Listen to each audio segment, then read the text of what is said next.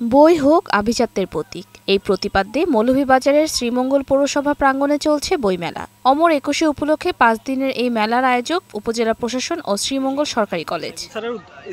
মেলায় মোট স্টল রয়েছে ১৫টি। এতে ইসলামিক বইয়ের পাশাপাশি নানা ধর্মের উপন্যাস সহ রয়েছে শিশুতোষ গ্রন্থ।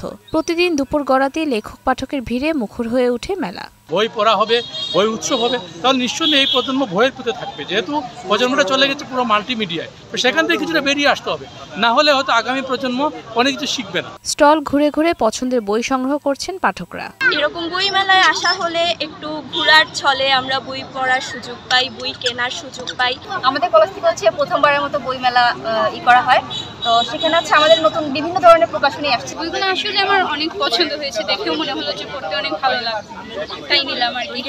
আয়োজকরা জানালেন, ভাষা ও সংস্কৃতির প্রতি দায়বদ্ধতা থেকেই এমন আয়োজন। আমরা আশা করছি যেহেতু ৫ দিন ব্যাপী মানুষ আজ কাল পরশু তার শেষের দিকে এখানে বই পড়ুয়া সবাই একসাথে জড়ো হবেন, পরস্পর দেখা সাক্ষাৎ হবে এবং প্রচুর বই বিক্রি হবে।